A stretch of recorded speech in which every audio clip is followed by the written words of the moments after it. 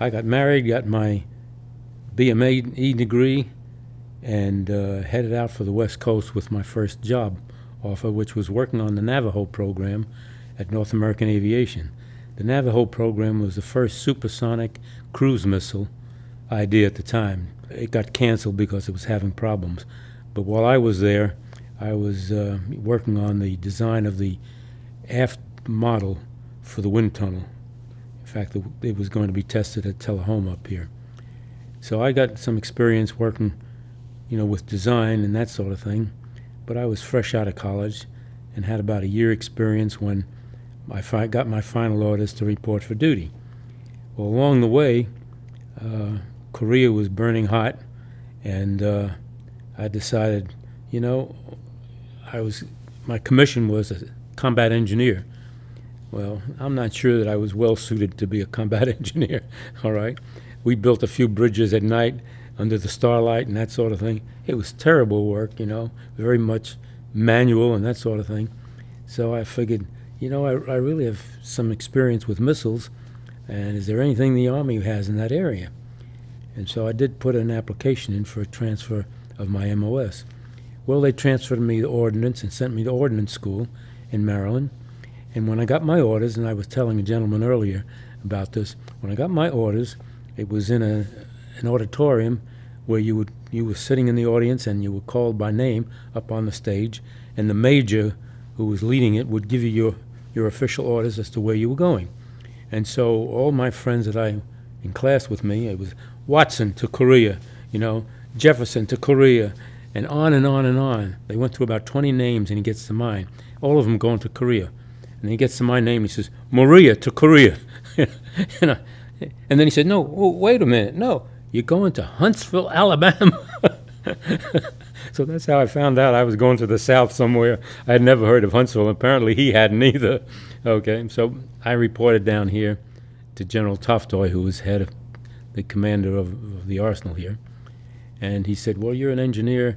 We have a German group here under von Braun, and they need mechanical engineers, and I was a mechanical engineer. He said, why don't you go over there and report to him and see if he could find something for you to do in the mechanical engineering area. I said, aye, sir. and off I went.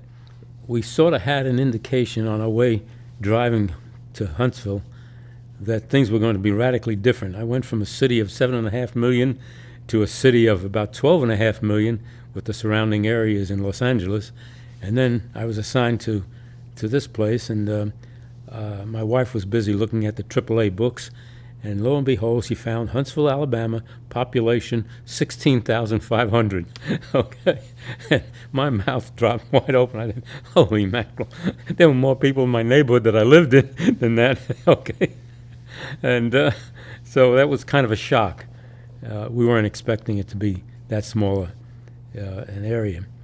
But when we got here, it was very, very impressive from the standpoint that it was country, but it had mountains, it had water, and it was a very pretty place.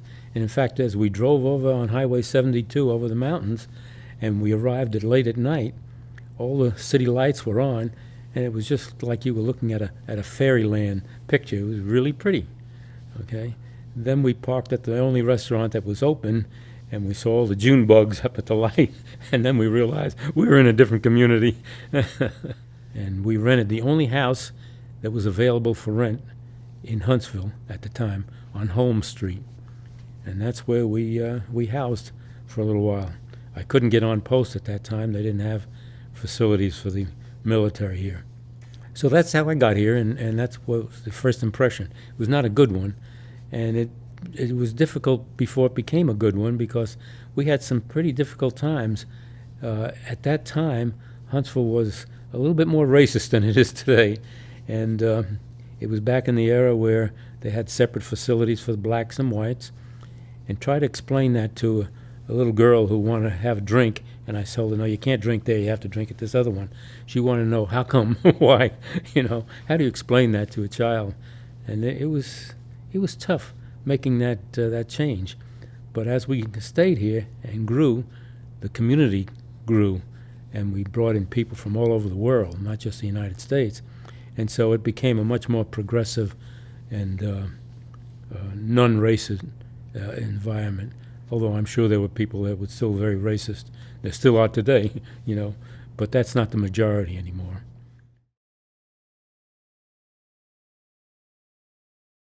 Well, I think what was going on here was so many scientific and engineering projects of eventually putting a man on the moon is what it finally led to, but it was basically helping the Army develop their intermediate range ballistic missile program. So we had the Redstone with a 200-mile range, followed by the Jupiter program, which had about a 1,500-mile range. So things were developing rapidly here, and more progressive, educated people were coming into the area, and the whole place changed in flavor. And of course, then we had the gentleman running for president, which none of us were happy with at the time, or most of us were not happy with at the time, and that was a difficult time. And that was a time when, as I said, I was trying to explain to my daughter why she couldn't drink from this fountain, she had to drink from the other one. It's hard to imagine those days now, Women, I mean, there weren't any women in the engineering field at that time, and now we have one who may become the center director at Marshall Space Flight Center. I hope she does. It was a different time. The women in those days, just didn't have the rights that they're beginning to have now. I had two gentlemen in my project office at the time, and this was the F-1 engine project office, and one was a Muslim, and the other one was a Jewish guy, and they were sat right next to each other, and they developed a very good relationship between the two of them, and they would really needle each other. In fact, the Jewish guy said to the Muslim guy, "Look, you're not married, you're 30 years old, why don't you go find yourself a woman?" Okay? So we had a number of conversations like that ran around the office. But they got to be great friends, and one Christmas, for instance, I came into the office, and it was a glass pane entry into my office, and they had written on the thing, "Merry Christmas," in English, followed by being written in Hebrew, followed by a Muslim language, all right? And I didn't know what they all said. They told me later. And I thought it was a great idea, and we decided to take a picture of it, and we sent it to NASA headquarters. There was the first relationships that were developing because of the space program that was starting to develop, and the people who had the brains to work on that. And it was very, very interesting to see how that worked. Had very little time to do anything else except work on problems that were developing. People problems as well as technical problems, And in fact, that people problem I just mentioned, how do you get these two opposing religions sitting next to each other working the similar kinds of problems? They had to work together because they were worrying about the finances and were we spending the money at the wrong rate, or were we going to be in heavy overruns and that sort of thing. So they were mutually working this thing together. And in fact, I love it because the Jewish guy reminded the Muslim guy he forgot to pray. He ought to be praying, okay? Because he used to pray in the office every day. But they were so occupied that he forgot. And this Jewish guy reminded him to do his daily prayer.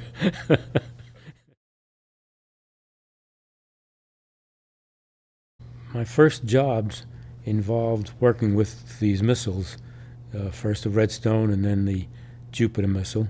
On the Redstone, I had an opportunity to do some TDY work back up to New York because the contractor who was working on the servo mechanisms of the Redstone was a Long Island company, and they were having troubles with them. And so I was pulled out of where I first went, and that was into the heat transfer area and that sort of thing. It was more of the analytical world. Well, Von Braun's deputy could see me in this office, and he found out that I was from New York. So he approached me and he said, "Do you think you might be interested in doing some liaison work with the project office with this company in Long Island City?" And I said, "Oh, yeah, right, sounded good." That job made me more visible to top management around the center, including Von Braun, because I gave some presentations now and then, but I was not happy. It was not my field, It was not propulsion, it was servo mechanisms, okay? I knew nothing about servo mechanisms, but I would sit down with a contract and find out where the problems were and what they were doing about them and that sort of thing. So it was more of a project management involvement rather than an engineering involvement. Things went fairly well there, and I spent most of my career as a second lieutenant doing that kind of work. And then, of course, the famous general took over, and we became ABMA, Army Ballistic Missile Agency. And I figured I'd be carrying his suitcases soon as a second lieutenant. Well, I got promoted to my first lieutenantship, and he kept me going in the engineering world. I guess I had some exposure to von Braun strictly because I had presentations I had to give, plus I had an immediate supervisor who had a lot of contact with von Braun. So I had some exposure there, not much, but enough that von Braun knew me by name. In fact, when we reported for active duty, they were having a special reunion, and my wife and I got invited to the reunion, and I was sitting right at the head table with von Braun as a second lieutenant. So he was impressive from that standpoint. He didn't feel like he was the leader of this thing and you couldn't talk to him. He was very, very approachable. So we had a good relationship. And along came the space program to go to the moon, and my immediate boss was head of the propulsion project areas, and so he needed a number of people in key project positions, and he had very few to choose from. And von Braun had a point at that part in our career that said, this place is full of Germans running everything. He said, we're not going to be around very long, okay? And if this thing is ever to succeed, we need some smart American kids that we can train and put in key positions at the center here. And so he was pushing that very strongly. And so I happened to come along at the right time, and I guess he had seen me a little bit. And so he approved the fact that, well, they needed a project manager for this big development called the F1 engine. And he was willing to take a chance, mainly because my immediate supervisor gave him the recommendation. He gave the recommendation for me to head up the project of the F1 engine development, and Bud Drummond got the one for the J2 engine. Okay, and we both, we were in our 20s still. I was 28 years old, and I was given this project to manage that had a $1 billion funding program associated with it. Part of it was for facilities, but nevertheless, I had a $1 billion budget, and I was 28 years old. Okay. Well, the biggest problem of all that came about in that program was a problem called combustion instability. At the time, not much was known about it. We were hit with it fairly consistently once we got to the systems level testing. And what combustion instability is, and I tell people, that's a highfalutin term, but what it is I give them an example, which probably isn't very accurate, but it gives you the idea anyway. And that is, if you're in a room, a dark room, with a single candle lit, all right, and there's no motion of air, no people moving around, the doors are closed, and that sort of thing, the heat system is off, you would expect the flame to remain very symmetrical. But it doesn't. It flips back and forth. Well, that's a form of instability, combustion instability, because what happens is the flame sees a little more oxygen on the right side than it does on the left, so it burns hotter and it kicks the flame over. And now the part that's over sees more oxygen than the part that it just left, and so it kicks it back. Well, that oscillation goes on, and that's an instability. All right? Well, with a candle, it goes on maybe 5 or 6 times a minute or 5 or 6 times a second. All right? Well, that phenomenon occurs in the rocket engine of the F1, except it doesn't oscillate at 5 or 6 times a second. It oscillates at 2,000 times a second. And picture that. And it doesn't just oscillate back and forth, but it goes back and around this sort of way. So it was highly destructive, and it was definitely a program stopper. And it was the biggest problem I ever had in my entire career. And the only way we found ourselves out of it is that, we need to go find out where expertise might be in the country in this area. So we put together an ad hoc team, which consisted of a professor from Princeton University who was in the field of combustion, Luigi Croco, yeah. So we put him on this team. We put an engineer or two from Marshall on the team. In fact, the head of the team was a Marshall employee who's now deceased, Jerry Thompson. And we went to Rocketdyne because they were the prime contract at that time, and we gave them the lead from a contractor point of view. We needed someone who could direct the efforts of the contractor without having to go through their top management. So we got a pretty high, smart guy to work that. His name was Paul Castenholz.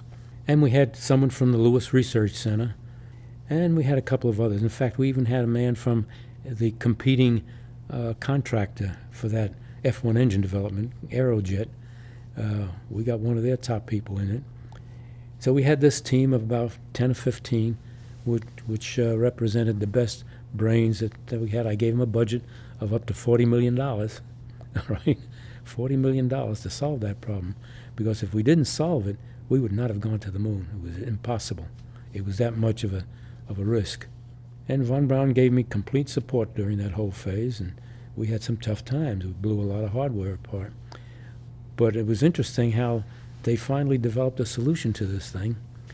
They never fully understood the combustion. We didn't have computers in those days, you know.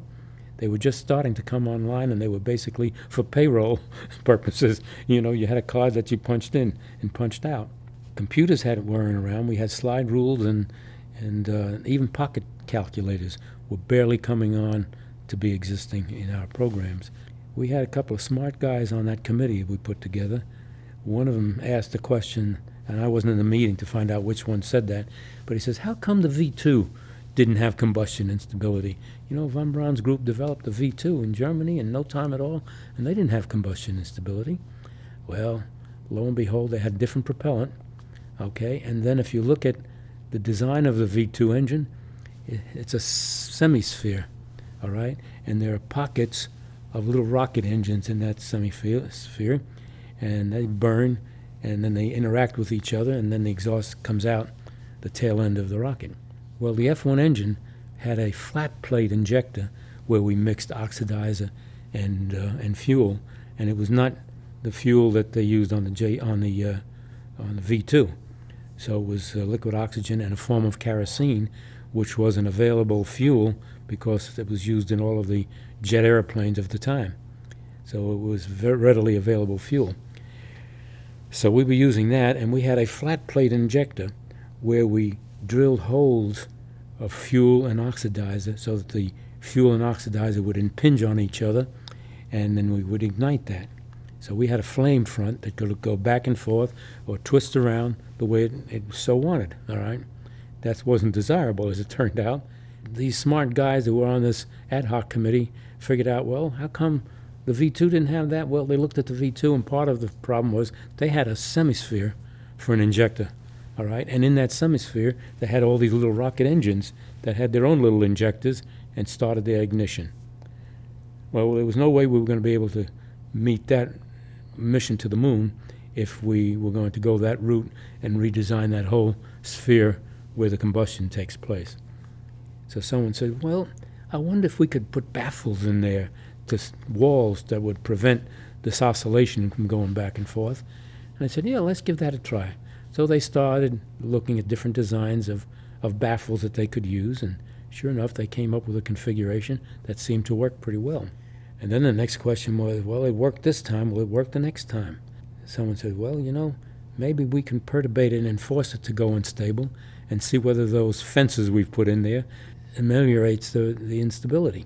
So they came up with a copper baffle configuration of about 13 compartments where fuel and oxidizer would mix and burn. Sure enough, that seemed to stop any of the oscillations.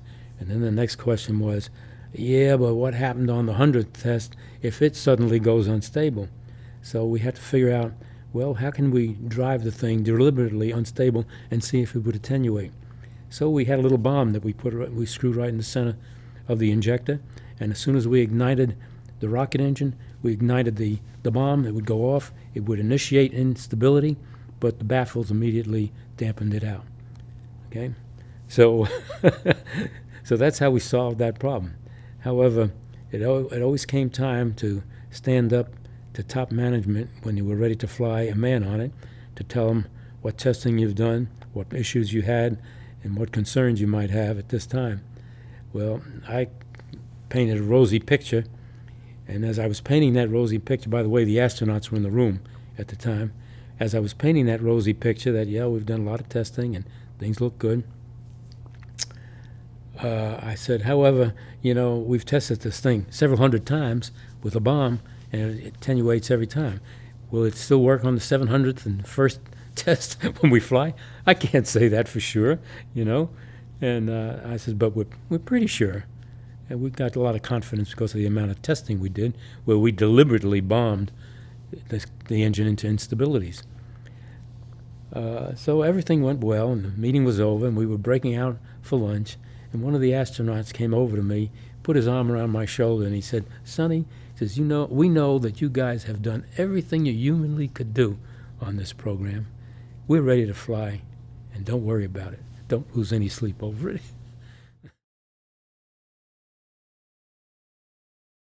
That the F1 engine never had a flight failure of any type. It was a failure, a double failure, of the J2 engine on one of our flights. It was a test flight. And what it was is that we have 5 J2 engines in the S2 stage, all right, which is the second stage. We drop off the first stage with the F1 engines, and it dumps into the Atlantic Ocean on flight. And the second stage lights up with 5 J2 engines. Well, there's a difference in the J2 engine and the F1 in that they use different combination of fuel. It uses liquid oxygen and liquid hydrogen, not kerosene like we did in ours. Liquid hydrogen and liquid oxygen. And it burns beautifully. And in fact, the output of that is non-toxic. It's nothing but steam. It's hydrogen and oxygen produce water. So it comes out as hot steam, and that gives us our propulsion in that. So it's a great design from that standpoint. The nature of the failure that they had was one of those 5 engines indicated to the operator at Houston, who was monitoring the flight in the control room, and he saw one of the engines, it was exhibiting some heat, fire, and they were concerned that they might have a major blow with it, so they gave a cutoff to the engine. Unbeknownst to us at the time, it was miswired in the instrument unit of the Apollo program, and it gave a cutoff to a good engine instead of the one that was on fire. So now we had one engine that we had cut off, another engine that we were afraid was going to blow up, which it didn't. It shut itself off. It was out of the atmosphere, and apparently the fire extinguished itself, okay, which was fortunate for us. Well, the next stage is the third stage called the S4B, and it has a single one of those same type of engines. It has a single J2 engine in it. Its function is to circularize the orbit of the payload that we're going to send to the moon around the Earth, okay? So once they know the position exactly that they wanted to refire that engine to send it on a trajectory to the moon, they gave the command to refire the engine. It didn't refire. So we would not have been able to go to the moon with that, although the re-entry would have been safe for the astronauts and that sort of thing. But nevertheless, it was a double failure of that same engine. So I'm coming off the F1 engine with all this great stuff that was happening, and von Braun's office called and says, we've had a major double failure of that engine. We need someone with experience to pick up and help solve that problem and manage the program. And that was an interesting development of testing and that sort of thing. We were taking movies of firing that engine and seeing what we could observe just from the movies.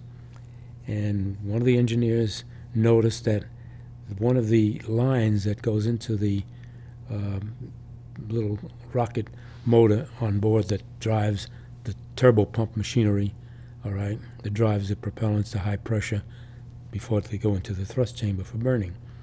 Well, that little rocket engine we have there that provides that energy to turn that turbo machinery, they saw some evidence of liquid dropping off the liquid hydrogen line. And the liquid hydrogen temperature is so cold that air around that It was a braided hose. Air around that braided hose would begin to solidify, or actually they saw a lot of liquid dropping off from the braided hose in the movies. And that's when the light bulb came on that, hey, this is a different atmosphere. When they're out in space, there is no atmosphere. There is nothing that is producing ice on that hose or a liquid that would dampen a vibration, so it vibrates differently. Okay? So they changed the design and that sort of thing and solved that problem. And sure enough, that's what it was. Something as simple as that. But it almost cost us a mission. That's why von Braun's theory was you got to test all the time. So if you're going to do something for 10 times, like a valve, operate it for 10 times, prove it on the ground by operating it 10,000 times, that it's not going to fall apart on you. That sort of mentality. Very conservative. I was in bed watching it on my black and white TV when it happened. Now, I saw the launch. I was down for that just as a spectator. But then I drove and came back on home, and by the time they got to the moon, then I could see the landing. And it was just such a wonderful feeling. Just wonderful relief. So happy for those astronauts that we now saw them alive, walking on the moon, and now we had to get them back.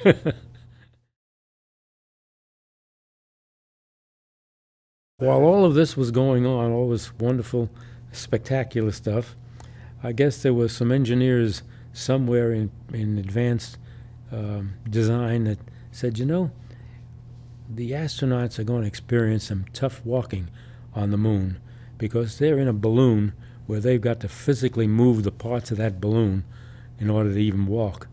And they would get hot, perspire, oxygen was critical. They had to have radio gear on them. They're walking around on Earth. An astronaut would weigh about 800 pounds with all of his equipment. You know, he couldn't walk on Earth. He'd just be rigid in his suit type of thing if it was pressurized. Okay, so on the moon, here he is pressurized. Yeah, he doesn't weigh that much, but nevertheless, it's like trying to take that weenie balloon and bending it.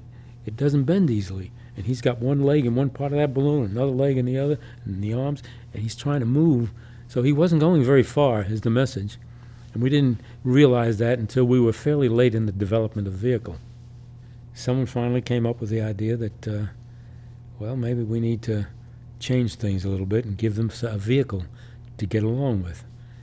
And so they had been doing some early design work in our preliminary design area.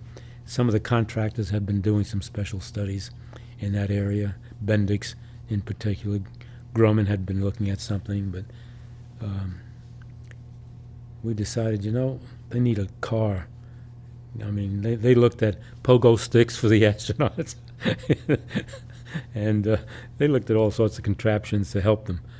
And fortunately, they were right. That astronaut would not be able to walk very far. We found that out immediately on Apollo 11. You know, Neil Armstrong didn't go very far, and he was totally exhausted with it. So we finally said, well, you know, we've got some concepts about a car that you might be able to use, fold up into a small package, and put it on board, and have them deploy it on the moon and drive. Here I am on the J2 program. I'm wrapping that up when the thoughts about coming up with a car for the astronauts was coming along. Here we had a car now that we had to somehow or other go out and get some bids on. Hadn't been to the moon yet, all right, so the specifications were quite iffy at best. We didn't know exactly what that car had to do. So we gave the contractor some very broad guidelines for specifications, like it had to be stable on a 45-degree slope, not only going up, but as well as downhill and sideways, okay? So that drove them into a big car design, not a little one, because they needed the wide expanse of the car to keep from hitting a rock or a crater and tipping over. That's what we were faced with, and we went out for bids with the contractors. We had not yet landed on the moon, and we selected a contractor. We landed on the moon in July, as I remember, the 20th. We were given the go-ahead before that time. We finally picked a contractor, signed a contract on the 1st of November, and we had only 17 and a half months to design it, test it, build it, and deliver flight hardware to the Cape. So we went out for bid, and lo and behold, Boeing teamed up with General Motors, and General Motors was a subcontractor to Boeing on it, and they got the bid. They won it. They had the lowest cost. The problem was there that the designs that our people in the lab were running, they were running cost estimates on it, and they looked like, to them, that it was going to cost about $40 million to develop and build that hardware. We were getting bids in from the guy who knew the most on it for over $26 million, and the guy who knew the least, which was the Boeing General Motors combination. They bid the thing the lowest of all at $19.6 million, I think it was. So we were concerned about the fact that we had a low bid in there. Well, I took that up to NASA headquarters when we decided who ought to possibly get this thing with our recommendations. And the question came up because of the cost. Do you think that Boeing would not be able to do the job? And my comment was, sure, they'll be able to do it. I just don't have as much confidence in their price as I do with some of the others. And I said, well, if they can do the job, let's give it to them. Well, in the meantime, Sonny Morea stuck with the job of negotiating a contract with a contractor that I was concerned was going to overrun severely, and with a specification that we didn't know very much about. We couldn't give them the details that we wanted to give them, so we gave them very general details. So now the question is, if he begins to overrun, how are we going to get ourselves out of this mess? We still didn't know the conditions on the surface. We were just getting the first results back from Apollo 11. So NASA decided they were going to incentivize all of our contracts. That was the big push, incentivize all the big contracts. So we were locked into going in with an incentive contract. We finally picked telling them, okay, look, if this program overruns 100% from what you proposed, you get zero fee, okay? And if you don't deliver on time and the program gets canceled, because we were already told by the NASA administrator that if we're not ready with that flight hardware at the Cape 17 and a half months from go-ahead, that they'd go without us, without a car. So we said, okay, if you miss that delivery, the first one, I forget whether we told them they get a third off or what it was, but we would penalize them a significant amount type of thing. But it was another way for them to earn little or no fee. And then the third area was, what happens if it technically doesn't do the job? You can't climb the slope. You can't get over there because the temperatures are wrong. It hits a pothole or a rock. It had to go over a rock 1 foot high at top speed of the vehicle, which was not very fast, by the way. Okay. It's like 7 miles an hour, all right? But nevertheless, you try going over a 1 foot obstacle with your car at 7 miles an hour. It's not an easy feat. We had to be able to do that in this vehicle. And it had to be able to go into a crater that was 2 feet in diameter, 1 foot deep, and not tip over at the top speed. It had to be able to be at that top speed on the side of a mountain. We negotiated that contract, and we were all pretty proud that, well, we protected the government's interests somehow. Well, everything was going fine except about 3 months into the program, my team of guys who were watching the costs said, they're not getting the milestones accomplished that they said they would have done by now, but they've spent the money that would have been spent. So they began raising the red flag to me, and I immediately raised it to my management. Well, the guy up at headquarters, his name was Rocco Petrone, heard about a possible overrun, and there was a congressional investigation that was kicked off to find out why this program might be in a 100% overrun. All right, and Rocco Petrone got in the middle of that, and he squealed on the telephone to me what was going on, and I figured my job was over, Well, he went to Congress, apparently, and reported to the committees. I heard nothing from them, nothing. And I didn't know what was going on because I expected the GAO team to be down in my office by the month of September, and they weren't there. They didn't communicate with me or anything, and I was still on the job. So I finally called Rocco's chief engineer, a fellow by the name of Ben Milwitsky, wonderful, technically oriented guy who stayed in the program from day one. He went to all my meetings, came to all of my reviews, so he was very well into the program, integrated into it. He knew what was going on. And I said, Ben, I haven't heard from Rocco. What's happened? The GAO coming or when? And he says, oh, didn't he call you? And I said, no. Yeah, I said, what happened? He says, he went to Congress, and the congressional staff has said they were amazed at how well that thing was organized in terms of protecting the government's interests. They turned the GAO off. The GAO was turned off by the congressional staffers. Okay? Never happened that we know of.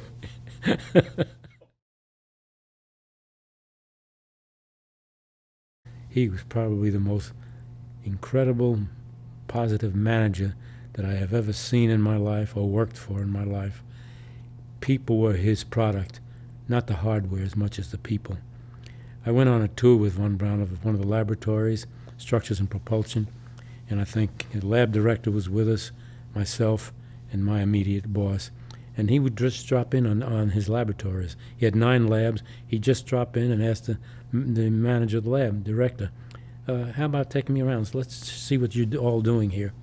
So he was walking down the hall, and he peered into one of the rooms, and he saw this single young guy on a drafting board drawing on something. He just walked in, and he said, hi, I'm Wernher von Braun. And he says, who are you? And the kid introduced himself. He was an intern. You know, he wasn't even an employee. And he was working on he was drafting something. He said, what are you doing? And he says, well, I'm drafting a fairing to put on a line that comes out of the redstone, a vent line of some type. And I got this aerodynamic fairing that I'm trying to design on it. And von Braun looked at it and he says, oh, he says, do you know what that line is? And the kid said no. And he said, and he explained to him. He knew the hardware well enough that he knew what that vent line was and how important it was. And he explained this to this young engineer to be. And then when he was through explaining it, he says, now let me see if I can improve a little bit on the curves that you got in this thing from the little knowledge I have of aerodynamics. He says, I think if you change the design a little bit in this area. And he sat down on the kid bench right next to him, and he started redesigning it for him a little bit to improve it. And he says, I think that would work a little better. What do you think? The kid says, yeah, that looks good. And he left.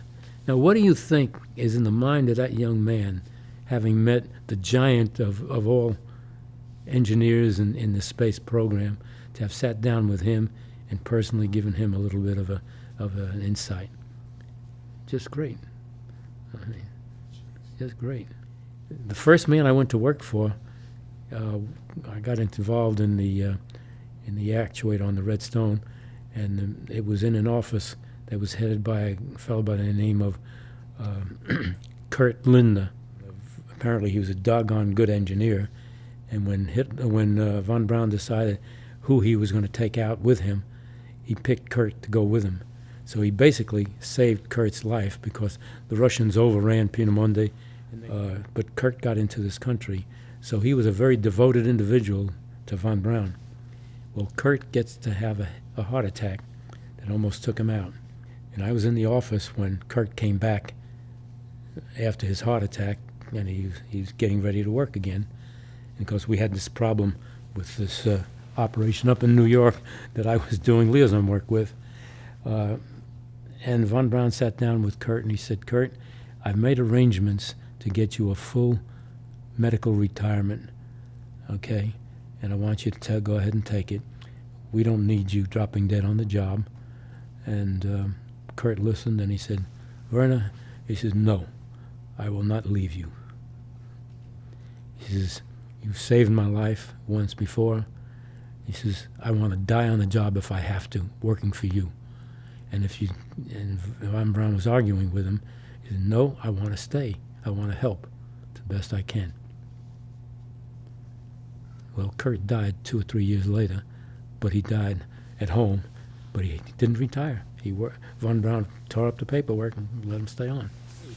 Dieter Grau was head of our quality control laboratory. Okay, he was one of the Germans that came over with von Braun.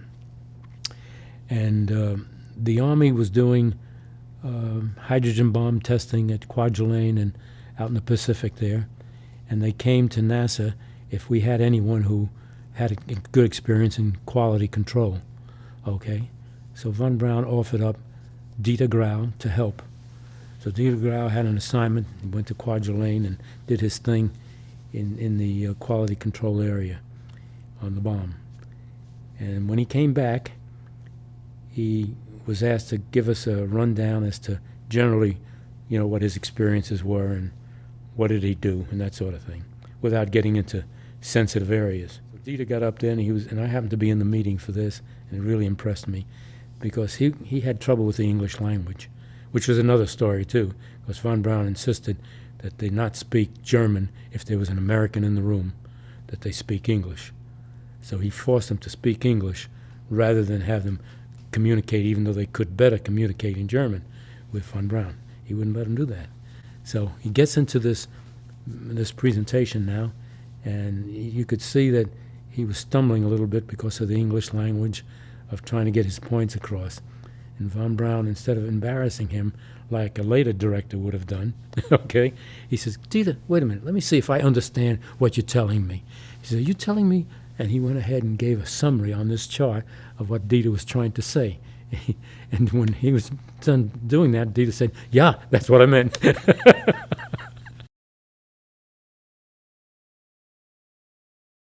I took my first vacation. I was a private pilot, and I had my own airplane, and my kids hadn't been on a big vacation, or my wife, in 10 years. I spent 7.5 years developing the F1 as a manager, and another 2.5 years on the J2. So I had 10 years that we hadn't had any big vacation. But because I had the use of the plane, I could fly down to the Gulf on a weekend, get a dip in the Gulf, come back and be at work on Monday morning, okay? And we did that for a year or two, just one after the other. It's fortunate that I had an airplane. I was a commercially rated pilot, and I was a flight instructor. And so I could fly my airplane just about any place I wanted to. It had a 1,000-mile range, and every Christmas we used to fly it to New York for the holidays. Took the whole family with me, and I could get to New York in 5 hours and 10 minutes from the time I left the ground here in Huntsville. And I couldn't beat that with a commercial airline in those days, because I had to go to Atlanta and change airplanes. There was always a major delay between flights. So I actually could get to New York faster in my own small airplane than if I went through the commercial airline routine. Plus, it was cheaper. At least incrementally so. Not for the price of the airplane. And so we used to go up there for Christmas all the time. I could do that. And we used to take those summer vacations 2 days at a time, 1 day at a time, because I had the plane. I could be down at the beach. We'd take off at 8 o'clock on a Saturday morning. I was in the Gulf of Mexico swimming at 11 o'clock in the morning. So it was that kind of thing.